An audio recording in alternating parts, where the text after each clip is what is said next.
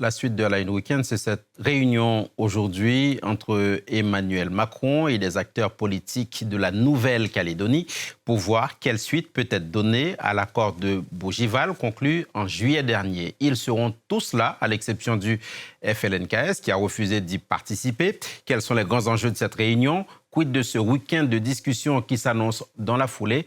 Nous recevons autour de ces questions et de bien d'autres notre invité de ce vendredi matin. Et avec nous en plateau, Patrick Roger, bonjour. Bonjour. Merci de venir jusqu'à nous. Vous êtes journaliste, spécialiste des Outre-mer, auteur notamment de ce livre qu'on va voir apparaître à l'écran, L'archipel de la discorde. C'est publié aux éditions du CERF.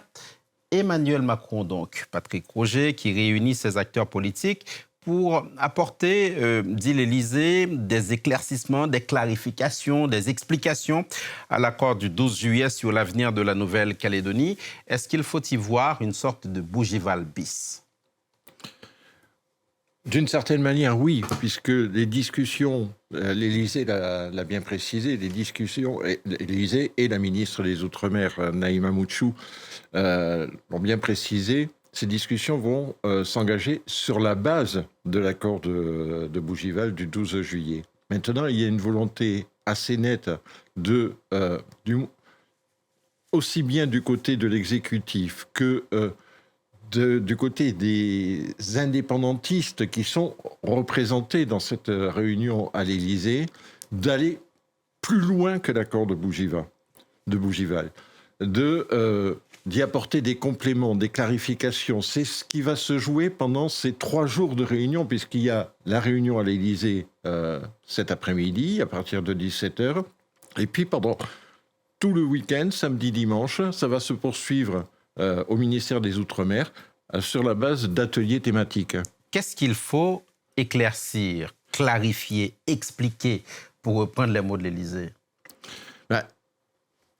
Pour essayer d'être simple, dire le cœur de l'accord de Bougival, c'est la possibilité à terme de transférer l'ensemble des compétences, y compris des compétences régaliennes, à l'État de Nouvelle-Calédonie. L'accord de Bougival reconnaît l'État de la Nouvelle-Calédonie dans la Constitution, instaure une double nationalité, mais prévoit un mécanisme de transfert des compétences régaliennes, c'est-à-dire justice, sécurité, monnaie, j'en oublie une, peu importe,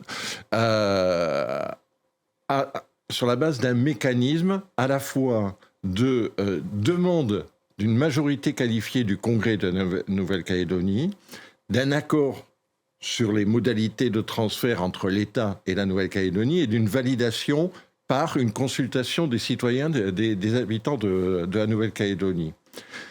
À terme, cela représente un transfert de souveraineté à la Nouvelle-Calédonie. Il y a une demande de la part, notamment donc, des indépendantistes, de formaliser ce passage à l'acte de large autonomie à une pleine souveraineté. On est tenté de dire, Patrick Roger, qu'à ce stade, le défi, il est multiple, il est politique, il est technique. Pour en revenir aux indépendantistes, on a vu que tout le monde sera là, sauf le FLNKS, le Front de Libération Nationale Kanak et Socialiste. Comment interpréter cette absence?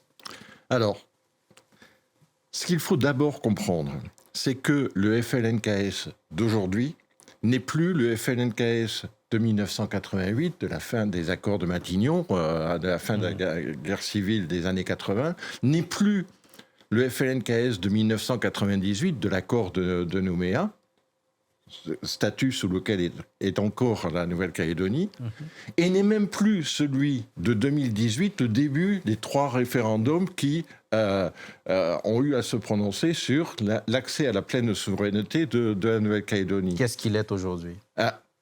Deux des principales composantes historiques s'en sont retirées. Et elles participent à la réunion, ont accepté l'accord ont validé l'accord de Bougival et participent à la réunion de l'Élysée.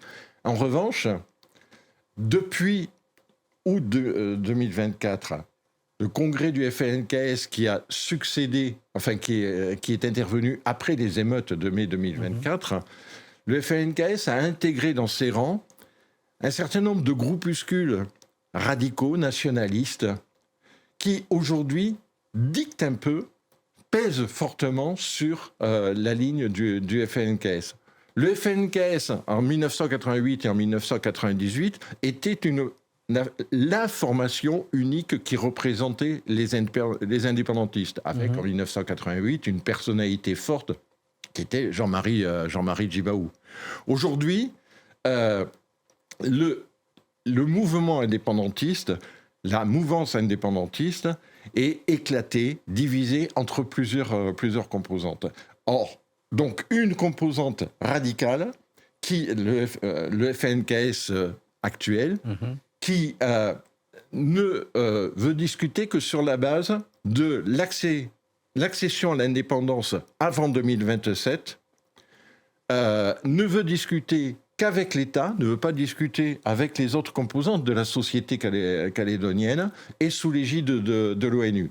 Il y a là un blocage quasiment insurmontable. C'est une frange, si je vous suis bien, Patrick Roger, qui reste absolument insensible aux avancées, entre guillemets, c'est-à-dire la création de l'État de Nouvelle-Calédonie au sein de la France, de cette nationalité calédonienne.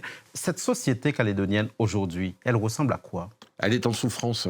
Elle est en souffrance depuis notamment les émeutes de mai 2024 qui ont causé des dégâts considérables. Ce sont plus de 1000 entreprises qui ont été totalement ou partiellement détruites. Ce sont maintenant 20% des salariés du privé qui sont au chômage partiel au total. C'est une société calédonienne qui n'en peut plus de cette situation qui perdure, qui n'aspire qu'à une chose, c'est retrouver une sorte de stabilité et retrouver le chemin aussi du vivre ensemble, parce que ce qui s'est passé en mai 2024 a causé non seulement des ravages économiques considérables, mais aussi des ravages et à laisser des traces dans les têtes, dans les cœurs, dans les relations, dans ce qu'on appelle le vivre ensemble, qui a été aujourd'hui profondément affecté. Et c'est un véritable traumatisme de la société calédonienne dans son ensemble, dans toutes ses composantes. Patrick Roger, l'ancien Premier ministre Gabriel Attal et 55 autres députés Ensemble pour la République disent dans une tribune que cet accord de Bougival, c'est le seul chemin pour la prospérité, qu'il faut l'appliquer sans trembler avec ceux qui respectent la République. Il ajoute aussi que reculer en Nouvelle-Calédonie, c'est l'offrir à la Chine. Est-ce qu'il joue les Cassandres ou il existe une menace réelle chinoise sur la Nouvelle-Calédonie ? Ce qui est un petit peu dommageable aujourd'hui, c'est qu'il y a une radicalisation de part et d'autre, donc une partie des indépendantistes, mais aussi du côté des loyalistes, avec un discours aujourd'hui, qu'on retrouve un petit peu dans cette tribune, qui contribue à creuser le fossé entre les différentes composantes de la Nouvelle-Calédonie et à agiter des chiffons rouges. La menace de la Chine, elle est réelle. Je ne veux pas dire qu'il n'y a pas d'ingérence, d'interférence des puissances, et notamment de la Chine, dans cette région pacifique et indo-pacifique. Et pas que de la Chine, d'ailleurs. Non, pas que de la Chine. Donc, cette région-là est aujourd'hui un enjeu stratégique. Et effectivement, la France... il y a des intérêts, évidemment, non seulement la France, mais l'Union européenne, parce que maintenant, la France est le seul pays membre de l'Union européenne à avoir une présence dans cette région indo-pacifique, qui est l'enjeu de tensions énormes entre principalement les États-Unis et la Chine, mais pas seulement aussi, je dirais. Donc, et la Nouvelle-Calédonie est un territoire qui dispose de ressources importantes et qui, effectivement, peuvent être la proie de visées d'autres puissances. Donc, finalement, Bougival, la seule voie à suivre selon Gabriel Attal, oui, non, vrai, faux ? L'absolue nécessité de retrouver un chemin de compromis, pas forcément de consensus. L'unanimité, elle n'a jamais existé, même pendant les accords de Matignon ou l'accord de Nouméa, il n'y a jamais eu d'unanimité. Mais oui, la voie du compromis pour sortir de cette situation catastrophique dans laquelle se trouve aujourd'hui la Nouvelle-Calédonie. On suivra bien sûr avec beaucoup d'attention. Merci beaucoup, Patrick Roger, d'être venu jusqu'à nous. Cette réunion entre Emmanuel Macron et les acteurs politiques calédoniens. Journaliste, spécialiste des Outre-mer, auteur de L'archipel de la discorde, publié en octobre 2025 aux éditions du CERF. C'était l'invité de À la Une Week-end. Merci beaucoup de rester sur nos chaînes. Restez avec nous. L'information internationale et française continue.